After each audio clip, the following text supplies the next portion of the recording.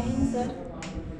Sir मैं आप सभी से मैं रिक्वेस्ट कर रही हूँ, जितने भी बड़े पद अधिकारी हैं, बड़े मंत्री से लेके निचले पद मंत्री तक, सबसे राष्ट्रपति जी, प्रधानमंत्री जी, गृह मंत्री जी, रक्षा मंत्री जी, हर उस मंत्री से मैं रिक्वेस्ट कर रही हूँ जो मंत्री हमारे देश के लिए, देश के हित के लिए काम करते हैं। मैं आप सभी से निवेदन कर रही हूँ कि प्लीज़ प्लीज़ प्लीज़ हम पे थोड़ा ध्यान दीजिए। हम लोग इतने बेसहारे, इतने लावारिस है कि हमें पूछने तक के लिए कोई नहीं है।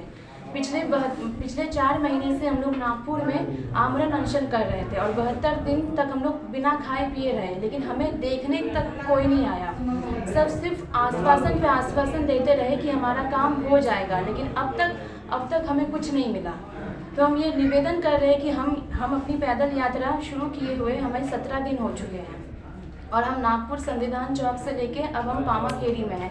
हमारा ये सफ़र आज आगे और बढ़ने वाला था, लेकिन हमारी एक साथी अमिता सलाम की तबीयत बहुत ख़राब हो गई, इतनी बिगड़ गई कि सर वो ठीक से चल फिर नहीं पा रही है, वो बोल फिर नहीं पा रही है। सर इसका जिम्मेदार कौन है सर हमने ऐसा क्या कर दिया है सर कि मतलब आप हमसे एक बार बात करने के लिए तैयार नहीं है। सर पिछले 1.5 सालों में सर आपके पास 2 मिनट का समय नहीं है कि आप हमसे एक बार अपनी बात कर लें। सर आप ठीक है ज्वाइनिंग दे या ना दे सर, ये आपकी अपनी निजी विचार है, लेकिन आप हमसे 2 मिनट के लिए आप बात तो कर सकते हैं सर इतने भी गए गुजरे हम लोग नहीं है सर कि आप हमें यूं ही छोड़ दे बेसहारा। सर हमारी गलती क्या है सर? जब वहाँ से हम लोग सर RTI करते हैं तो वहाँ से हमें जवाब ये मिलता है कि अब आप लोग अयोग्य उम्मीदवार हो। सर कैसे सर? अब हम लोग अयोग्य उम्मीदवार कैसे है सर? हम लोग इतने सारे जो इतने हमारे पीछे जो बैठे सर वो क्या मुर्दा है सर? उनके अंदर प्राण नहीं है, जान नहीं है। कौन है सर हम लोग? सर हम लोग योग्य उम्मीदवार है सर। आप हमें एक बार समझने की कोशिश तो कीजिए सर। अगर हम आपकी चुनौतियों पे खड़े नहीं उतरे तो सर आप हमें फिर बताइएगा कि हाँ हम अयोग्य उम्मीदवार है। सर ऐसा क्या है सर जो हमने नहीं किया है?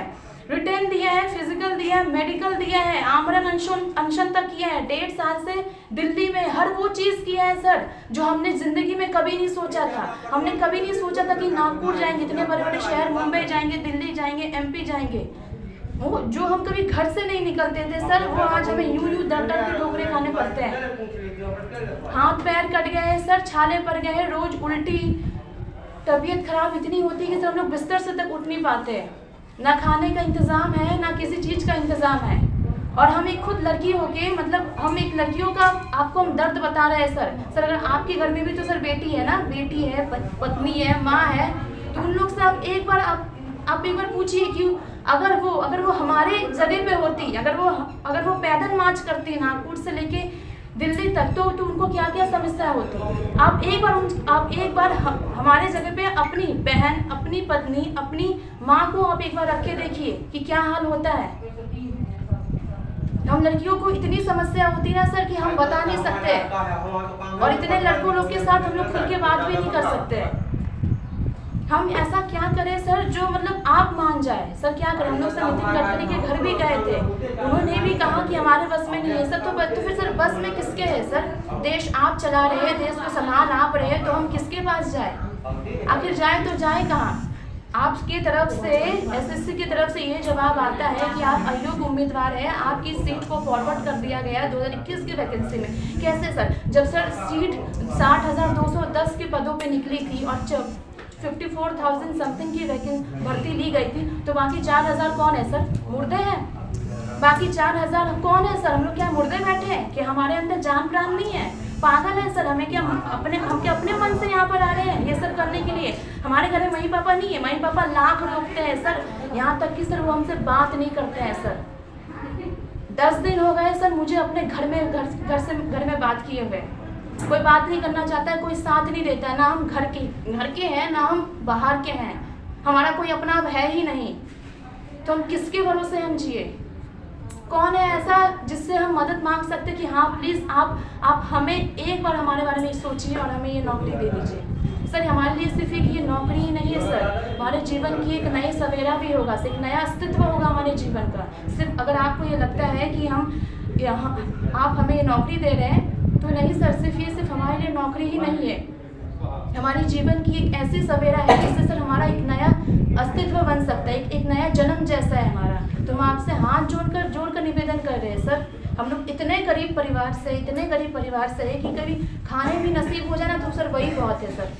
पापा का छोटा सा चाय का दुकान है सर, उसी से हमारा घर चलता है और कुछ नहीं है सर हमारे पास। सिर्फ रहने के लिए घर है हमारे पास, सर छिपाने के लिए सिर्फ घर है, बाकी और कुछ भी नहीं है हमारे पास। तो हम आपसे हाथ जोड़कर, आप जो कहेंगे हम वो करने के लिए तैयार हैं। जो कहेंगे, हर दफ्तर बोलिए, आप दिल्ली के आप बोलिए ना कि हम पूरे देश का भ्रमण करने के लिए तैयार है। लेकिन प्लीज़ रिक्वेस्ट कर रहे हैं आपसे कि आप हमारी बात को एक बार संज्ञान में लें और एक बार कम से कम सोचें, एक बार। और हमारी ये पैदल यात्रा को प्लीज़ आप थोड़ा सक्सेस बना लीजिए। ये हाथ जोड़कर विनम्र निवेदन कर रहे हैं, क्योंकि अब हमारे पास और कोई चारा ही नहीं बचा है।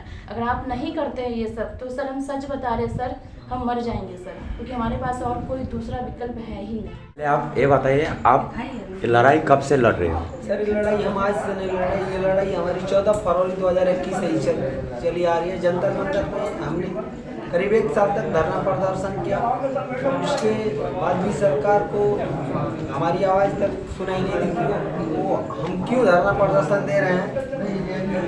हमारा धरना प्रदर्शन देने का वजह क्या है, कभी ये सवाल ही पैदा नहीं हुआ, ना ही उनके कानों में आवाज़। पैदल यात्रा का कारण क्या है? पैदल यात्रा का कारण यह है सर कि जिससे हमने वो धरना प्रदर्शन भी किया, नागपुर में आमरण उपोषण किया, इसके बावजूद भी सरकार को कुछ नहीं सुनाई दी, सरकार हमारे बारे में नहीं सोची। तो हमने लास्ट ऑप्शन अब पैदल यात्रा ही चुना है और पैदल यात्रा करते हुए नागपुर तो दिल्ली पहुंचने वाले हैं। अच्छा, पैदल यात्रा करते करते आपको कोई प्रॉब्लम हो रहा है? आपके साथ तो लड़की भी है, दिखाई दे रहा है। सर बहुत सारी परेशानियां होती हैं, लड़कियों को लड़कों को सबके पैरों में तो छाले पड़ चुके हैं और बीच बीच में कोई किसी का इतना हालत ख़राब हो जाता है कि वो बेहोश पड़ जाते हैं, रास्ते में देखते देखते गिर जाते। तो फिर हम लोग एम्बुलेंस को कॉल जब करते तो एम्बुलेंस वाले आते नहीं, बोलते लेट होगा, ये होगा वो। तो कभी कभी अगर ऐसा जब होता है तो पुलिस वालों को कॉल करते, वो आके हमारा सहारा बनते नहीं। तो पुलिस वाले भी जब सहारा नहीं बनते तो हम अपने साथियों को अपने कंधों पर उठा के डॉक्टरी तक ले जाते हैं। तो आप रात में कहाँ रुक रहे हो? रात में कहाँ रुक रहे हो? आज की रात कुछ चित्तौड़ में रुके थे हम लोग। मतलब रात में रुकने के लिए कोई सेवा कर रहे हैं आपको? रात में रुकने के लिए सर कहीं जिस रास्ते से गुजरते हैं वहाँ के ग्रामीणों से हम लोग सहयोग करने के लिए विनती करते, तो वो लोग सपोर्ट करते हैं, तो हम लोग रुक जाते हैं। खाने पीने का व्यवस्था भी उन्हीं से हम लोग विनती करके कुछ मांग लेते तो वो हम लोग को कुछ खिला पिला देते हैं। आप सरकार से क्या चाहते हो?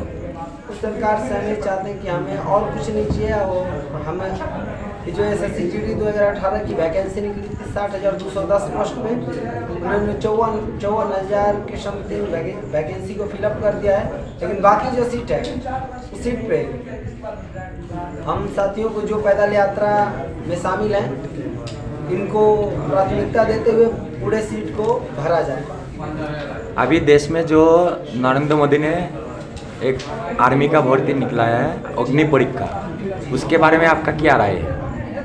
सर राय ये है कि ये अगर जब कोई लड़का फौज में जाना चाहता है ना तो उसके अंदर ये नहीं कि सिर्फ वो अपने फैमिली को पालने के लिए जाता है, उसके अंदर देश सेवा का जुनून होता है।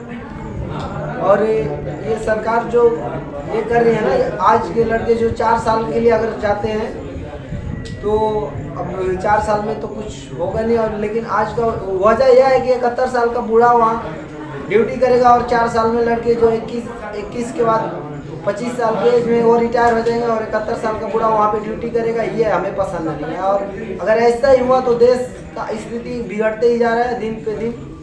और हमारे बिहार और यूपी से कल के डेट में 42 लड़के फांसी लगा के मर चुके हैं। और जगह जगह लड़कों में इस बात को लेकर जब आक्रोश पैदा हुआ तो जगह जगह ट्रेनों को फूंक दिया गया, गाड़ियों को उड़ा दिया गया, कहीं पुलिस पे हमला किया गया। ऐसा सब हो रहा है। अगर यही स्थिति रहा तो सरकार को इसका बहुत बड़ा नतीजा भुगतना पड़ेगा।